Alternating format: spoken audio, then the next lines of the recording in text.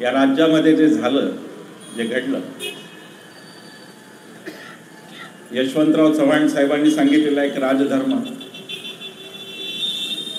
शिवाजी महाराजांनी दिलेला एक महाराष्ट्र धर्म,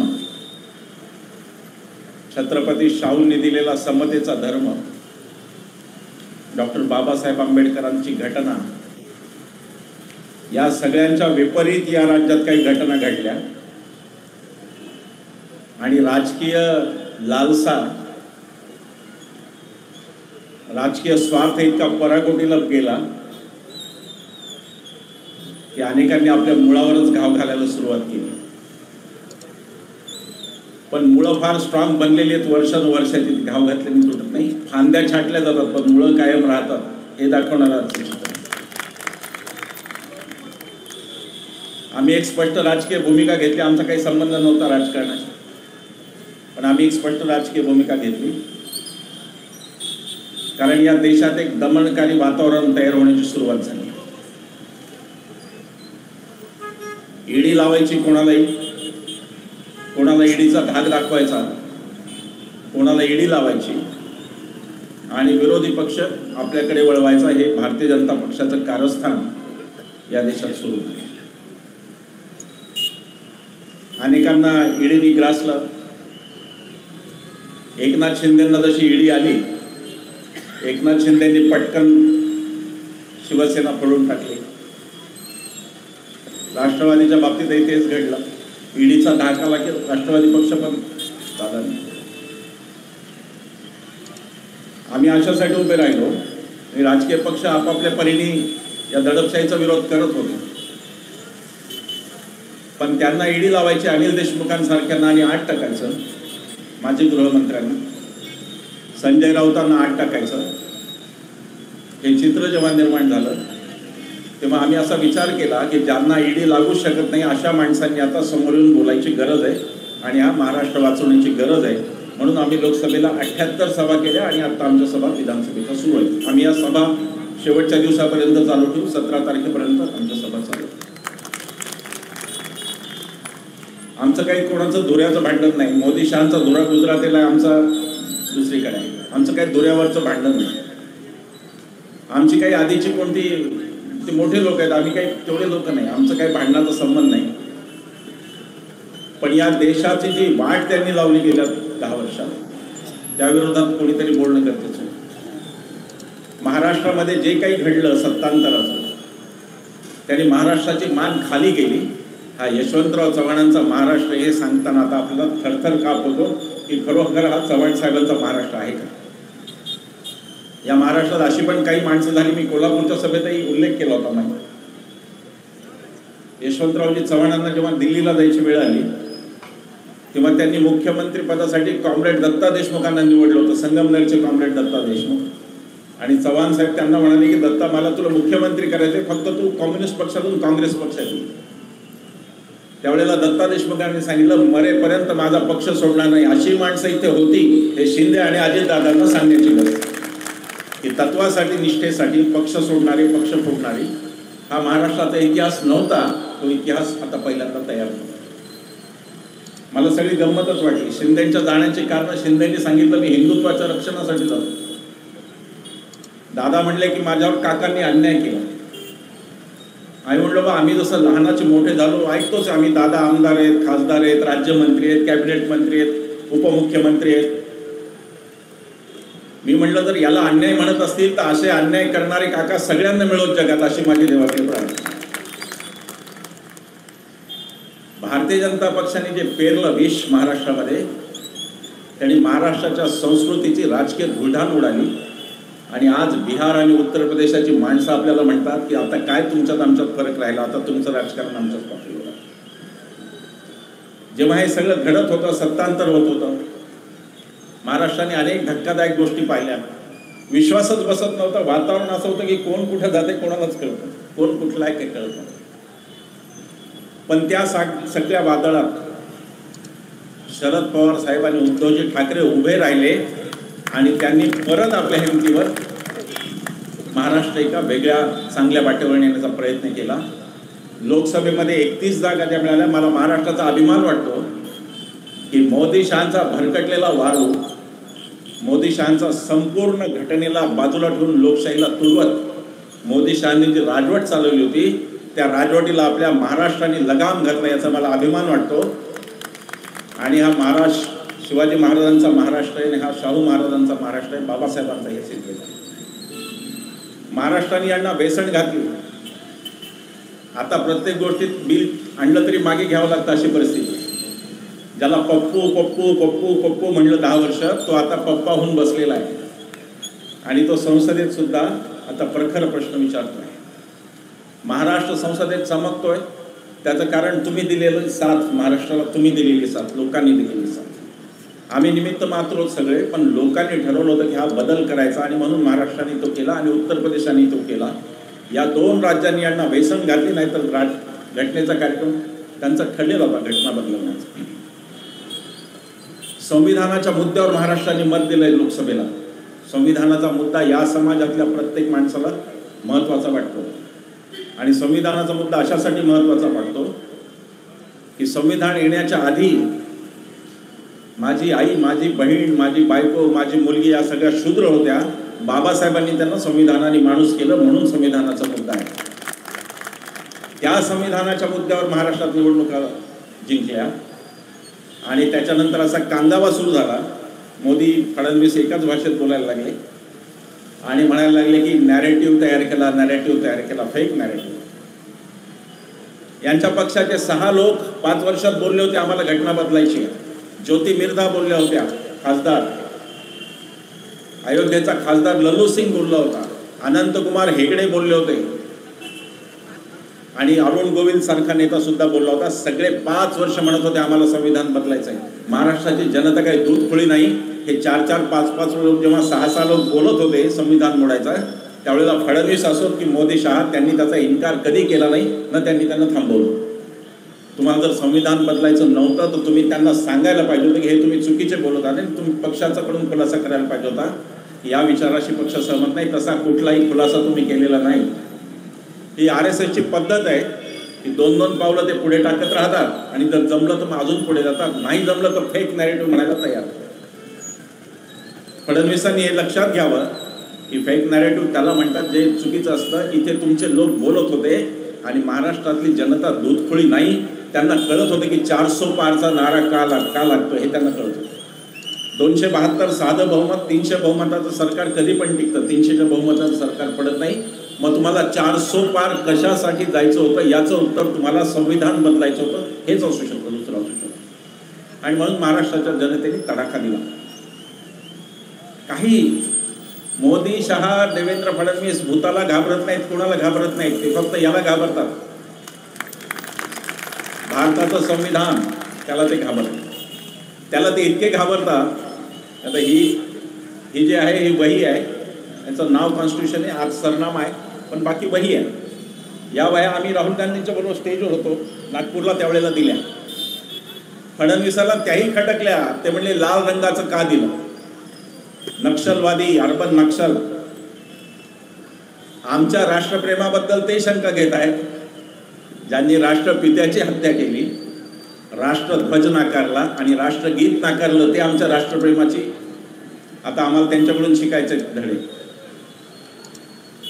फडणवीसांना आम्ही आव्हान दिलं की RSS आणि भाजपाने आजपर्यंत कधीही संविधान लोकांना वाटले नाही. भले तुम्ही भगव्या रंगाचं कवर छापा, आम्हाला काही प्रॉब्लेम नाही, पण तुम्ही संविधान वाटण्याची हिंमत दाखवा. गोळवलकर वाटू नका, मनुस्मृती वाटू नका. तुमच्या डोक्यात मनुस्मृती हा त्रास आहे. संविधानाचं तुमचं प्रेम बेगडे आहे, कारण संविधानामुळे तुम्हाला मतं जातात हे तुम्हाला कळलं आणि म्हणून तुम्ही आता संविधानाच्या मार्गावर यायला लागला. पण मुळात तुमच्या डोक्यात मनुस्मृती आहे, ती कशी काढायची हा मुद्दा आहे. संघाला आणि भाजपाला आम्ही आव्हान दिलं की संघ आणि भाजपाने मनुस्मृतीचं दहन करून दाखवावं. जे बाबासाहेबांनी केलं ते तुम्ही करून दाखवा, मग आम्ही समजू तुमची निष्ठा काय. संविधानाचा मुद्दा इतका अडकला यांच्या घशात की सगळीकडे आता संविधान संविधान संविधान. लगे पंतप्रधान पदावरची व्यक्ती टीका करते की आत कोरेच का करते, ती वहीच आम्ही सांगितलं. राहुल गांधींच्या हातात होतं ते संविधान होतं, जाडजूड आम्ही पाहिलं, आम्ही जवळ होतो असे म्हणले. ते संविधानच होतं, पण ही वही होती, पण कांगावा करायचा. संविधान भारतीय जनता पक्षाला का नको आहे त्याचं कारण ते समतेची भाषा बोलतं. स्वातंत्र्य, समता, न्याय आणि बंधुता या 4 गोष्टी बोलतं, ज्याचा भारतीय जनता पक्षाचा संबंध नाही. स्वातंत्र्यांचा याचा संबंध नाही आणि अभिव्यक्ती स्वातंत्र्यच दडपलं. पत्रकार देशोधडीला लावले, चॅनल विकून टाकले, मालक बदलले आणि जिथे ऐकलं नाही पत्रकारांनी तिथे चॅनल्स विकून घेऊन टाकले. NDTV त्याचं उदाहरण. समतेचा यांचा संबंध नव्हता. हे एक आखला संशयावरून मारतात गोमांस असल्या संशय. पण यांना समता म्हणजे सगळीकडे गोमांस बंदी यांना नको आहे. गोव्यात यांच्या राज्यात गोमांस चालू आहे, ईशान्येला गोमांस चालू आहे. हे ढोंगी माणसं आहेत. स्वतःच्या सत्तेत एक बोलतात आणि स्वतः सत्तेत नसताना दुसरं बोलतात. हा प्रश्न होता. न्याय यांना नको आहे, यांना बंधुता तर त्याहून नको आहे. आणि मग त्याच्या विरुद्ध जेव्हा लोक गोळा झाले आणि मत करायला लागले, त्याला मग हे म्हणायला लागले वोट जिहाद. वोट जिहाद हा शब्द जे जे नेते वापरतायत ते बाबासाहेबांचा आणि संविधानाचा अपमान करतायत हे त्यांनी लक्षात घ्यावं. कारण वोट किंवा मत हे आम्हाला बाबासाहेबांनी दिलं, ते कोणत्या धर्माने दिलेलं नाही. कोणाच्या ना हिंदूंच्या धर्माने हिंदूला दिलं, ना मुसलमानांच्या धर्माने ते बाबासाहेबांनी दिलं. एका राज्यात तुम्ही सांगता 14ची निवडणूक, 19ची निवडणूक, 24ची निवडणूक. उत्तर प्रदेश सारख्या मोठ्या राज्यात जिथे 17% मुस्लिम आहे तिथे तुम्ही सांगता आम्ही एकही मुस्लिम उमेदवार देणार नाही. महाराष्ट्रात तुमच्या यादीत विधानसभेचा मुस्लिम उमेदवार नसतो. म्हणजे 17% समाजाला प्रतिनिधित्व पूर्ण नाकारायचं आणि त्यांनी जर लोकशाही मार्गे आणि मतपेटीद्वारे बाबासाहेबांनी सांगितलेल्या मार्गाने त्यांनी सत्ता परिवर्तनात मत दिलं तर त्याला वोट जिहाद म्हणायचं. जिहादचा अर्थ त्यांना कळतो का हा मुद्दा आहे. मुस्लिमांनी शांततामय मार्गाने मतपेटीच्या मार्गातून बाबासाहेबांनी दाखवलेल्या मार्गातून मतपरिवर्तन केलेलं आहे. मग जिहादच म्हणायचं. मग आम्ही कोथरूडला म्हणायचं का कोथरूडला वोट जिहाद होतो असं म्हणायचं का? पण त्याला वोट जिहाद म्हणायचं, धार्मिक वातावरण करून टाकायचं. महाराष्ट्रात गेले काही दिवस तुम्ही बघा, काही वर्ष उत्तरेचे बाबा बुवा येत आहेत का? आमच्या वारकरी संप्रदायात हजारो कीर्तनकार चांगले, हजारो प्रवचनकार चांगले, तरी कोणीतरी बागेश्वर धाम बाबा का येत आहेत उत्तरेतून? त्याचं कारण असं आहे की यांना वारकरी संप्रदाय परवडत नाही. तो समता शिकवतो म्हणून यांना तो परवडत नाही. या वारकरी संप्रदायात हिंदू धर्मातले सगळे संत सगळ्या जातीचे तर असतातच, पण जैतुंबी नावाची एक मुस्लिम स्त्री सुद्धा संत असते म्हणून त्यांना वारकरी समाज संप्रदाय परवडत नाही. आणि त्यांना उत्तर प्रदेशचं एक मॉडेल आणायचं आहे जिथे धर्माच्या आधारे राजकारण चालतं. धर्माच्या आधारे राजकारण. जय श्रीराम आपणही म्हणतो, आपण पण हिंदू आहोत, मी पण हिंदू आहे. आपली माणसं वर्षानुवर्ष पिढ्यानपिढ्या आपली माणसं रस्त्यात भेटल्यावर एकमेकाला राम राम म्हणतायत. तो मूळ हिंदूंचा राम राम आणि संघी हिंदूंचा जय श्रीराम अशी आता वाटते. मूळ हिंदू राम राम म्हणत आला. आमचा राम हा 24 तास रागावलेला, कोणाला तरी धनुष्यबाण ताणलेला नाही. आमचा राम राजीवलोचन राम सीतेला सोबत घेऊन येतो, हा आमचा राम. पण मूळ हिंदूंची जी समज धर्माची ती वेगळीकडे न्यायची आणि पूर्णतः राजकीयकरण करायचं, रामाचं सुद्धा राजकारण करायचं हे यांना माहिती म्हणून हा विरोध आहे. आता हे मुद्दे महाराष्ट्रात कोण म्हणेल की हे महाराष्ट्रात मुद्दे आहेत का? घटना बदलाचा मुद्दा आहे का? तर हो आहे. महाराष्ट्राच्या विधानसभेचं जर चित्र बदललं तर या देशातलं सरकार पडायला 2 महिने पुरतील हे मी तुम्हाला आता हक्काने सांगतो. देश या महाराष्ट्राची वाट पाहतोय. महाराष्ट्राने कायम देशाला दिशा दाखवली आहे. हे आपण म्हणतो ते खरं आहे. सगळ्या विचारधारा याच महाराष्ट्रातून आल्या. काँग्रेसची टिळकांची विचारधारा पण इथलीच, बाबासाहेबांची पण इथली, सगळ्या विचारधारा इथल्या. महाराष्ट्राची देश वाट पाहतोय. जर महाराष्ट्रात आपण महाविकास आघाडीला बहुमताने निवडून आणलं तर या देशात 2 महिन्यात सत्तांतर झाल्याशिवाय राहणार नाही. कारण तो हैदराबादचा बाबू आणि तो बिहारचा बाबा यांच्या लक्षात येईल की देशाचं वातावरण काय आणि मूळ काय. त्यामुळे महाराष्ट्रावर आपली मतं आहे. म्हणून महाराष्ट्राच्या लोकांना आपलं आव्हान आहे की जास्तीत जास्त संख्येने आपण महाविकास आघाडीला निवडून दिलं. अनेक गोष्टी चालू आहेत. परवा सुप्रियाताईंनी तो मुद्दा चांगला घेतला की सिंचन घोटाळ्याची फाईल देवेंद्र फडणवीसांनी अजितदादांना कशी दाखवली हा मुद्दा आहेच महत्त्वाचा. पद आणि गोपनीयतेची शपथ घेतली देवेंद्र फडणवीस तुम्ही, आणि तुम्ही कोणाला अशा रीतीने सरकारी फाईल दाखवू शकत नाही. पण गेले काही दिवस महाराष्ट्राच्या विधिमंडळाचं चित्र पूर्णतः बदललं. इतकी सभ्य माणसं तिथे बसली, इतकी सभ्य चर्चा तिथे झाला. आज तिथे चर्चा काय आहे? उपमुख्यमंत्री आणि मुख्यमंत्री पदावरची माणसं विरोधी पक्षाला धमकावतात की तुमचे घोटाळे आम्हाला माहिती आहे, सांगू का जनतेला? अरे घोटाळे माहिती तर सांगणं तुमचं घटनादत्त काम आहे, नाही तर तुम्ही त्या भ्रष्टाचारात सामील, असा त्याचा अर्थ होतो. पण हे ब्लॅकमेलिंगची वाक्य महाराष्ट्राच्या विधानसभेत शर्मेने मान खाली जावे अशी परिस्थिती आहे की जो महाराष्ट्र या महाराष्ट्राने उत्तुंग माणसं पाहिली तिथे आज धमक्या देता. तुम्ही विधिमंडळातली भाषा बघा, एकमेकांकडे इशारे बघा, काय एकमेकांच्या सेटलमेंट चालतात त्याबद्दल. हे सगळं चित्र महाराष्ट्राला अजिबात शोभादायक नाही. महाराष्ट्राचा हा मूळ स्वभाव नाही. सिंचन घोटाळा झाला 70,000 कोटीचा असं पंतप्रधान म्हणाले, मी नाही म्हणत. एन्काउंटर व्हायला लागले पोलिसांकडून. तर या राज्यात न्यायालयांची गरज नाही, पोलीसच तिथल्या तिथं न्याय करतील. महाराष्ट्राचं पोलीस दल जे अभिमानास्पद आहे, आजही चांगले पोलीस आहेत. सगळे पोलीस तसे नाही सांग. महाराष्ट्र पोलीस दलाचा गैरवापर कोण करत आहे हा मुद्दा आहे, आणि पोलिसांनी तो होऊ द्यायचा का हा मुद्दा आहे. पोलीस अधिकाऱ्यांनी, IAS अधिकाऱ्यांनी एक गोष्ट नेहमी लक्षात ठेवावी की सत्ता कधीही बदलू शकते, हे त्यांनी नेहमी लक्षात ठेवावं. आपण गैरकृत्यांना जर थारा देत असू, गैरकृत्यात आपण सामील असू, तर सत्ता बदलल्यानंतर आपल्यावर कारवाई होऊ शकते याची गोष्ट लक्षात घेतली. पोलिसांच्याकडे सर्वाधिकार नाही. पोलिसांनी कायद्याच्या समोर गुन्हेगाराला उभं करायचं एवढं पोलिसांचं. पण तो एन्काउंटर झाला आणि एन्काउंटर नंतर जे पोस्टर लागले ते फारच भीषण होते. त्या पोस्टरनी महाराष्ट्राच्या गृह खात्याची एक प्रकारे लक्तर विसरली. पण ती काही पहिली वेळ नव्हती.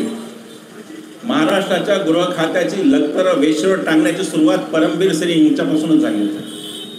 हायकोर्टाने स्पष्ट म्हणले अनिल देशमुखांच्या केसमध्ये की वाझे ज्याला 100 कोटी द्यायचे म्हणतो, दॅट नंबर 1, त्याचे नंबर 1 असा उल्लेख वाझे करतो, ते परमबीर सिंग आहेत असं हायकोर्टने म्हटलंय. पण परमबीर सिंग बेपत्ता झाले.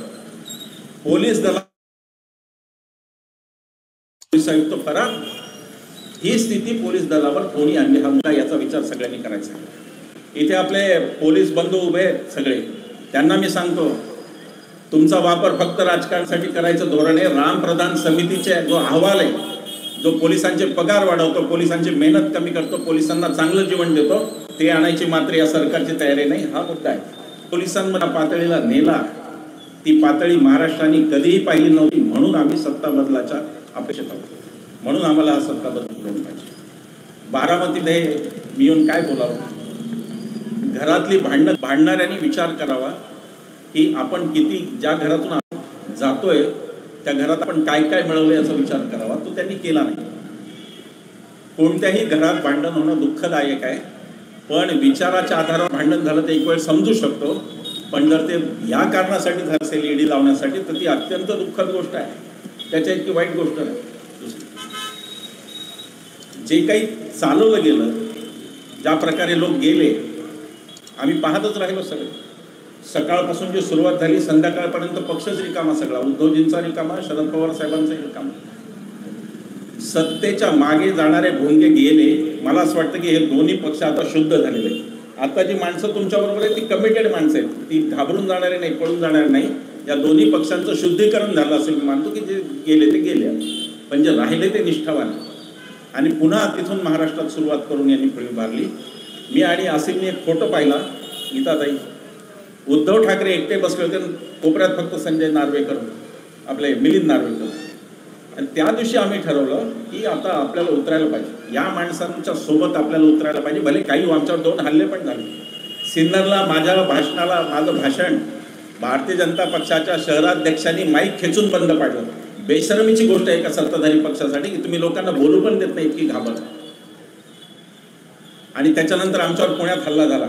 मी असीम, निखिल वागळे त्यांचं टार्गेट होतं. निखिल वागळे, मी आणि असीम ज्या गाडीत, त्या गाडीवर 4 वेळा हल्ला झाला. या चौकातून पुढे गेलो की त्या चौकात हल्ला, त्या चौकातून पुढे गेलो त्या चौकात. त्याचे CCTV फुटेज कुठे आम्हाला माहिती नाही. CCTV फुटेज ज्या दिवशी समोर येईल त्याच्यात ते दिसेल की भारतीय जनता पक्षाच्या गुंडांनी साध्या वेशातल्या पोलिसांना सुद्धा मारलं, हे त्याच्यात दिसेल. पण तो पुरावा येईपर्यंत आम्ही वाटतो. पुण्याच्या पोलीस आयुक्तांची काही प्रतिक्रिया नाही त्याबाबत. पुण्याचे पोलीस आयुक्त काही म्हणायला तयार नाही की कायद्याचं राज्य बिघडलं, काही म्हणायला तयार नाही. जणू काही सुनियोजित हल्ला होता. आणि तो पोलिसांना माहिती होता, अशा प्रकारे तो हल्ला आम्ही मरता मरता वाचलो. मागच्या काचा पडून गाडीत सळया सरकवत आहेत भारतीय जनता पक्षाचे गुंड, हे चित्र होतं पुण्यात. थरार चालला होता 20 मिनिटं रस्त्यावर. प्रतिभा काकींना मी सांगतो, आम्ही काँग्रेस आणि राष्ट्रवादीच्या विरोधात खूप लढलो. अनेक आमचे एनडी सर पण लढले, घरचे असून लढले, तत्वनिष्ठ माणूस, घरचे असून सरकारच्या विरोधात लढले. आम्ही त्यांच्या विरोधात खूप लढलो, पण त्यांनी आम्हाला मारायला पुण्याच्या रस्त्यावर कधी माणसं पाठवली नाहीत, हा त्यांचा मोठा. ही लोकशाही त्यांना कळते. राहुल गांधींना, पवार साहेबांना, उद्धव ठाकरेंना ही लोकशाही कळते. आणि म्हणून आम्ही या माणसांच्या सोबत, दुसरं तिसरं काही कारण नाही. आमचा कोणताही मोह नाही, आम्हाला सत्तेत जायचं नाही, आम्हाला काही नाही. पण महाराष्ट्रात जे घडत होतं त्याच्या विरोधात एक निर्णायक भूमिका घेण्याची गरज होती, म्हणून आम्ही माणसात फूट पाडायची. आता कोणताही मुद्दा नाही. ते लाडकी बहीण वगैरे आणलं कारण यांच्याकडे सांगण्यासारखं काही नव्हतं. आम्ही प्रत्येक सभेत हे आव्हान देतो फडणवीसांना आणि शिंदेना, एक चांगलं काम तुमच्या सरकारचं दाखवा. विधिमंडळातला 2 वर्षात एक चांगला कायदा तुम्ही लोकांच्यासाठी केलेला दाखवा. तुम्ही केलेला नाहीये. तुम्ही बिल्डरांना FSI वाढून दिले, सगळं दिलं, सामान्य माणसासाठी तुम्ही काही केलं नाही ना. कोणती योजना चालली. मग आता ती घाईघाईनी लाडकी बहीण योजना चालली. आता बहिणी विचारायला लागल्या, बहिणी पण हुशार आहेत. बहिणी आता विचारायला लागल्या की भावाला 50 खोके आणि बहिणीला 1500 ओके, असं बहिणी विचारायला लागल्या. तुम्ही खोक्यांनी खाणार आणि काही लाच देताय का आम्हाला, असं विचारायला लागलं बहिणी. भाषा बघा धनंजय महाडिकांची कोल्हापुरात. म्हणे फोटो काढा बायकांचे, ज्यांनी 1500 घेतले आणि त्या काँग्रेसच्या रॅलीत दिसल्या तर म्हणे फोटो काढा, जसे काही यांच्या पप्पांच्या इस्टेटीतून ते पैसे दिले जातात, अशा प्रकारचे ही बोल. महिलांचा सतत अपमान करायचा. कधी कोणी प्रशांत परिचारक पंढरपूरचे काहीतरी म्हणतात, कधी कोणीतरी महाडिक म्हणतात. महिलांना असं वागवायचं की 1500 रुपये देऊन आता तुम्ही आमच्या गुलाम झालात, असं वागवायचं. हे नाकारण्याची हिंमत आमच्या बहिणींमध्ये आहे. महाविकास आघाडीला आम्ही एक कार्यक्रम दिला की लाडकी नाही, धाडसी बहीण पाहिजे. आता बहिणीला बिनव्याजी कर्ज द्या, तिला तिची उद्योजकता करू द्या, तिला तिच्या स्वतःच्या बळावर उभं राहू द्या. भावाच्या ओवाळणीवर तिला किती दिवस ठेवणार हे आम्ही सांगतो. स्त्रिया असोत की दलित असोत की मुस्लिम असोत की आदिवासी असोत, या सगळ्यांच्याकडे बघण्याचा RSS आणि भारतीय जनता पक्षाचा दृष्टिकोन हा महत्त्वाचा मुद्दा आहे. आणि त्या मुद्द्यावर आमचा त्यांचा संघर्ष आहे. बाकी आमचं काही भांडण नाही. धर्माच्या मुद्द्यावर आमचा संघर्ष आहे. आम्ही त्यांना हे म्हणतो की आम्ही हिंदू आहोत, पिढ्यानपिढ्या आम्ही हिंदू राहिलो आणि यापुढे राहू. मी हिंदू आहे आणि हिंदू राहण्यासाठी मला RSS आणि भाजपाची गरज नाही. 85% हिंदूंना 15% मुस्लिम असुरक्षितता देतील असं माझा अनुभव नाही. 40% मुस्लिम असलेल्या गावातून मी येतो. आमच्याकडे काही नाही, गुण्यागोविंदांनी चाललंय सर. हिंदू खतरे में कधी येतो माहिती आहे का? हे खतरे में आले की मग हिंदू खतरे में. यांचं राजकीय खतरा यांच्या डोक्यावर आला की मग हिंदू खतरे में, हे हिंदू खतरे में हे चालतं.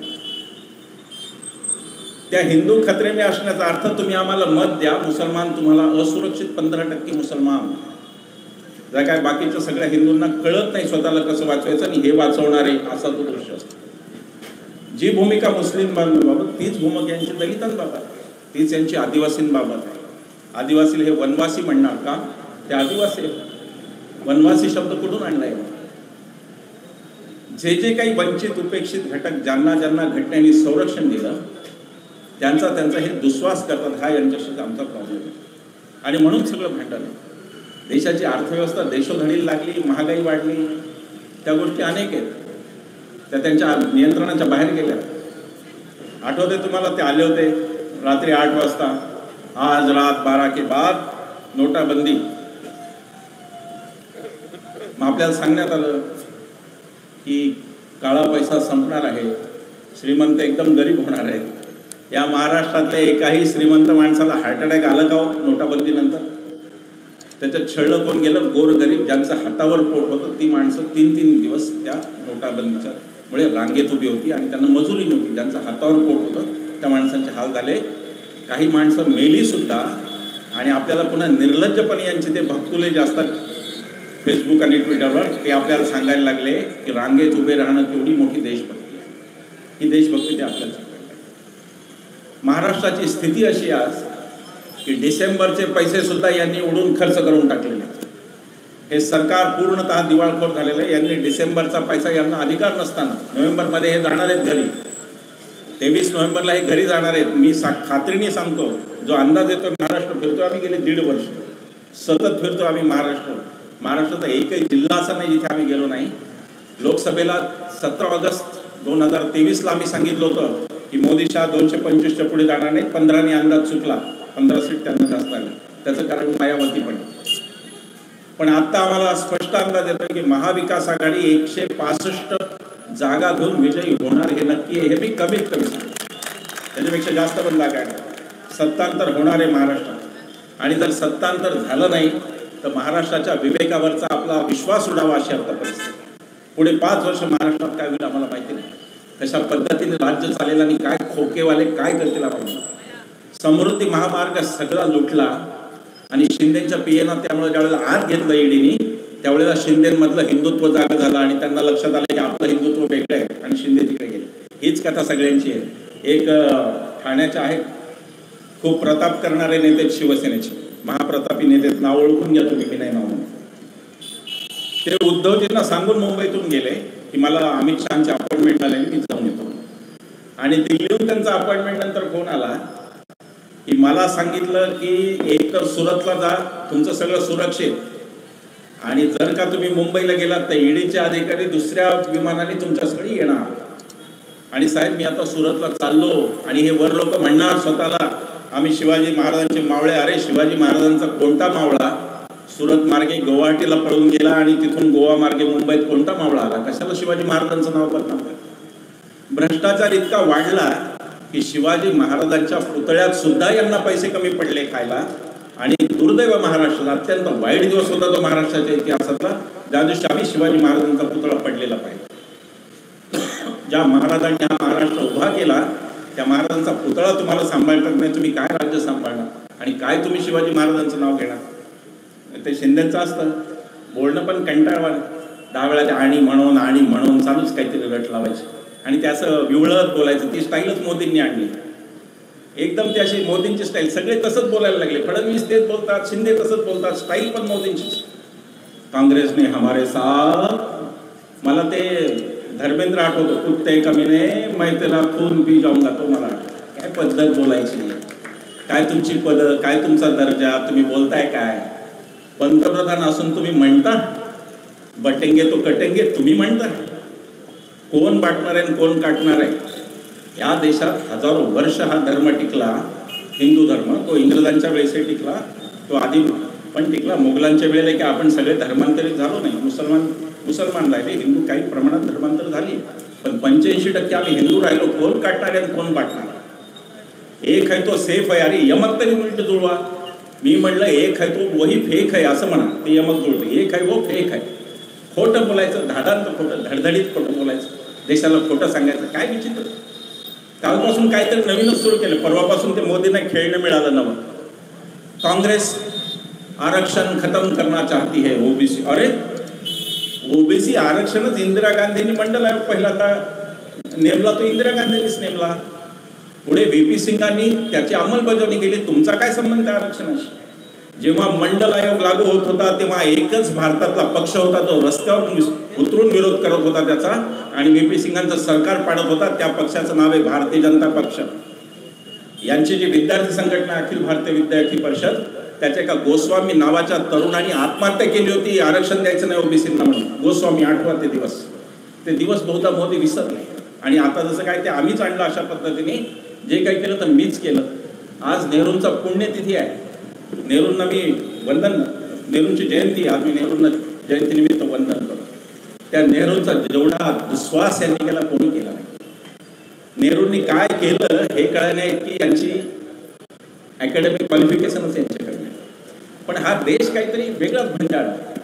हा देश इतका वैचारिक अधपतनाला गेला की डॉक्टर मनमोहन सिंगांसारखा माणूस जो केम्ब्रिज, हार्वर्ड, कोणकोणत्या विद्यापीठातून शिकून आला आणि ज्यांनी या देशात 6 कायदे आणले जे जनसामान्यावर ज्यांचा प्रभाव आहे, ते 6 कायदे. अन्न सुरक्षा कायदा मनमोहन सिंगांनी आणला.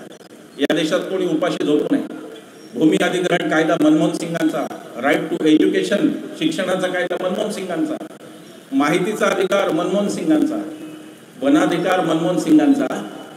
हे सगळं करणाऱ्या माणसाला, एवढ्या मोठ्या माणसाला ज्याच्या पदव्या मोजता येत नाहीत, अशा माणसाला हा देश मौनी बाबा म्हणतो आणि ज्याची पदवी बोगस आहे त्याला विश्वगुरू म्हणतो. या देशाच्या बुद्धीला काय झालं असं मला कधी कधी वाटतं की कुठून हे सगळं आलं. पदवीपासून सगळं जर खोटं आहे तर कोण विश्वगुरू आणि काय आपण हा विचार. म्हणून महाराष्ट्रातला मला गंमत वाटली, परवा मीडियाने लिहिलंय की पुण्यात येऊन पवार साहेबांचं नाव घेतलं नाही, उद्धव ठाकरेंचं नाव घेतलं नाही. त्यांना हे माहिती आहे की यांच्यावर टीका केली तर आणखी मतं कमी होतील हे त्यांना माहिती, म्हणून मोदी शांत आहे, म्हणून शहा शांत आहे. त्यांना ती पॉवर कळलेली आहे. महाराष्ट्राला घाबरतायत. मोदीजींच्या फक्त 9 सभा त्यावेळेला मागच्या वेळेला मुक्काम ठोकून होते.